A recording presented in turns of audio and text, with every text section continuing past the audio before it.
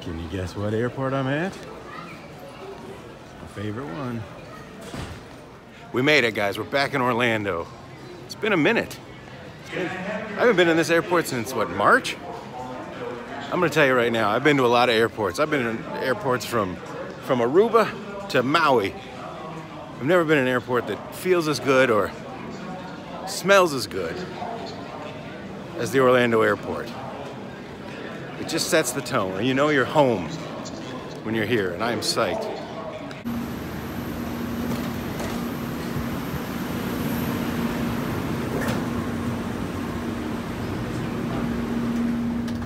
Hello, this is Orlando Mayor Buddy Dyer. If you're a resident of Central Florida, I want to welcome you home. If you're one of our 68 million visitors, welcome to the city. Hey, buddy, I consider this You home. probably know Orlando for its world-class theme parks and attractions, but you may not know the other half of it. From our professional sports, high-tech and emerging medical industries, to our vibrant arts, there's something for everyone. Enjoy your visit.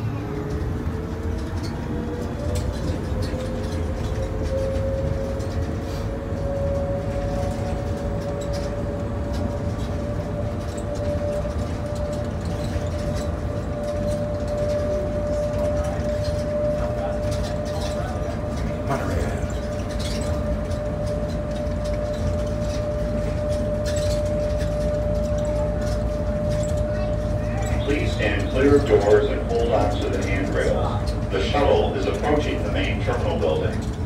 When the shuttle stops, please exit and follow the signs to baggage claim A.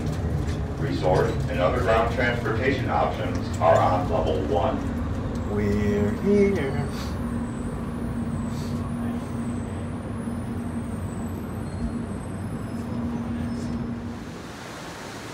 Look who greeted me at the airport. It's an alien.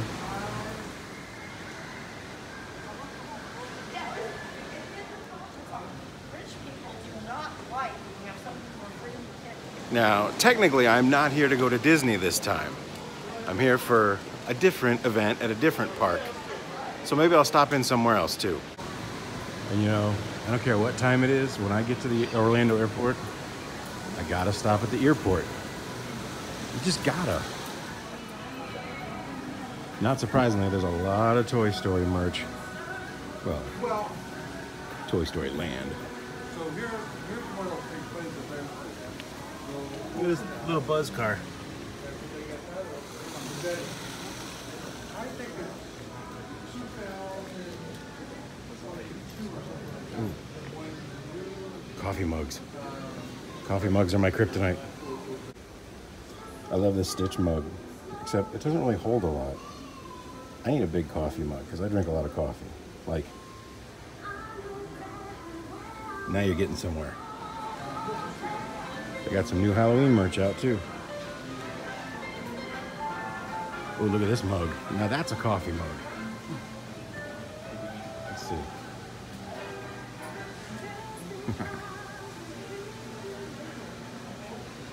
That's about right. I don't think I've ever seen it so dead on this level. It's like 8:45, 10:09 Orlando time. I wish I could tell you I was going all the way down to the Magical Express, but I'm not this trip. Just picking up a rental car. Good morning from the Sunshine State. It's hard to tell because of all the condensation and it rained all night and whatever, but the sun is rising in Orlando. So as you can tell, I'm here. I'm in Orlando, Florida. I'm in my hotel. It's not a Disney hotel. It's not, in fact, it's actually right across the road from Universal, conveniently located.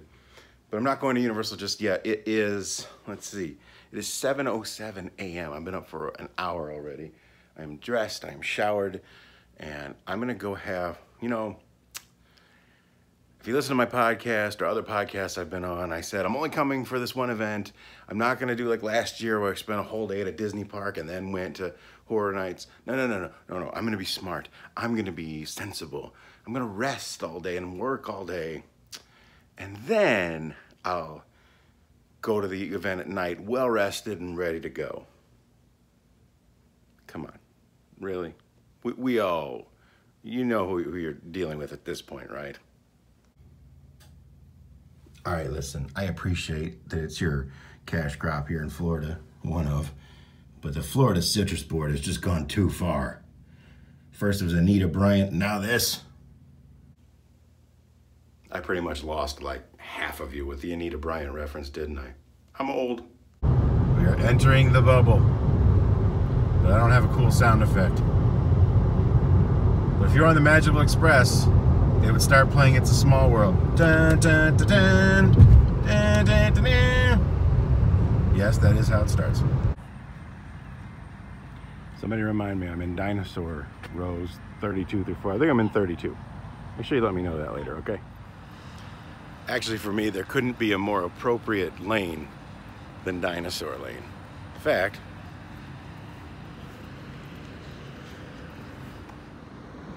I'm so used to taking the Disney transportation or Uber or whatever, I've never noticed these little signs. So from where I'm at to the main entrance, it's 5 to 6 minutes, 0.28 miles, 164 elephant steps. Now which one is me? One of my favorite sites.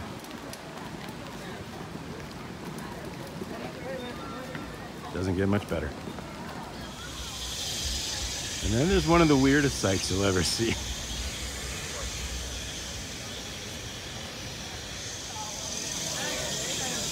The park just officially opened. It's like 9:08.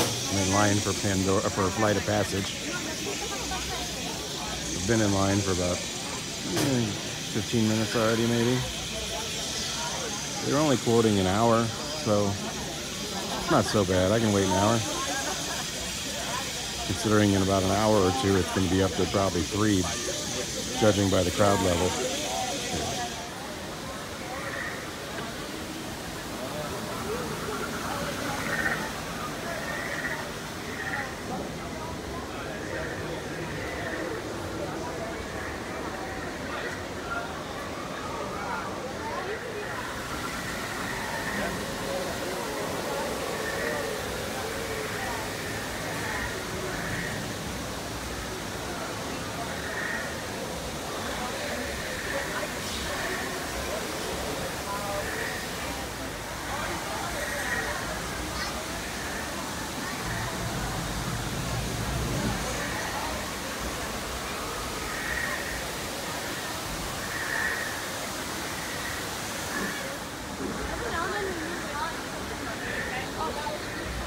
Ew.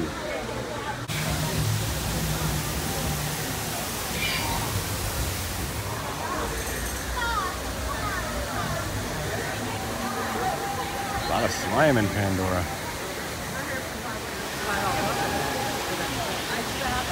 I'll put that in your backpack. Now it's like 9 minutes.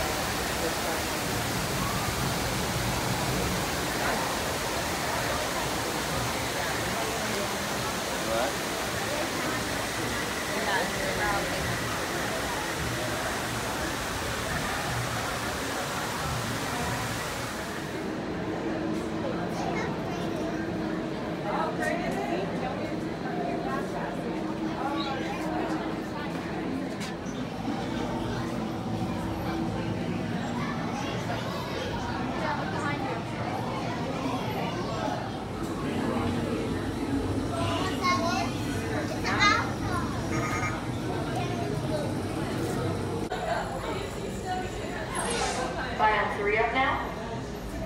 Flyers navigating floating mountains.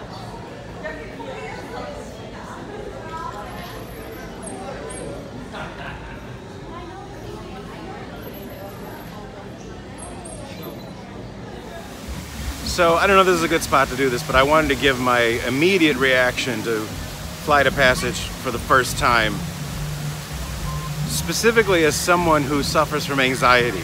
I get real bad anxiety. It's been bad lately. But first of all, I waited, like I said, about an hour to get on. Well worth waiting an hour, no problem. I would do it again in a heartbeat. An hour-long heartbeat. The ride is everything you've heard. It's phenomenal. It's visually stunning. You just It's immersive. I was gonna say transmersive. I don't know if that's a word, but it's just fantastic. But I will tell you something, in that initial drop-off, and even before when we were in that room and they're scanning you, I could feel my anxiety starting. I was trying to like no, we know it's just a ride, but I could feel it welling up inside. And then when the ride started and that initial, like you go out and the drop, I'm gonna tell you, honestly, I almost started having a panic attack. I felt it coming. In fact, I thought I was gonna black out. So I kind of closed my eyes, did some deep breathing, and I looked around behind me and I realized, okay, I'm still in the room. And then it was like, okay, we're okay. And from there, I was into it. It was like I was fine. A few times I had to close my eyes. A few times I had to look around, just keep reminding myself we're still in the room. But I'm going to tell you, if you have, and I know other people that have anxiety that have had issues with this ride or afraid of this ride, I'm not going to lie and say it won't, I don't want to say trigger you, but it won't, it may cause you to have a bit of an anxiety attack, but just breathe your way through it. It's beautiful. Once you get over the initial drop-off, it becomes very peaceful. There's a few moments where even when you're being chased, it wasn't that bad. I didn't find that bad at all. I found it peaceful, I found it relaxing. I also loved the movie, so I was kind of enraptured, for lack of a better word. So don't be afraid of this ride if you've got anxiety. It was everything I imagined. I totally loved it. I can't wait to do it again. I can't wait to write about it in my next book. And now that I've actually experienced it, it's fantastic. It's only 10:30 in the morning, but I didn't have breakfast, so cheeseburger pods are a nutritious start to any day. However, if anyone has any questions about anything to do with Pandora, things you may have seen, the suit I'm currently sitting in, or even about me, if you're interested in that sort of stuff, please pop up your hand and ask away. I am more than happy to answer. Spoiler alert though, I'm really not that interesting, so but you can ask away anyway. Now I want to ask you guys a question here. Who here is a first-time traveler to Pandora? Just for reference, at 9 o'clock, I told you the wait was an hour. By the time I got through the wait and got on the ride and off again, it was just about an hour and a half. It's now 2 hours later, the wait is 115 minutes. And by the way, for Flight of Passage, 115 minutes isn't bad.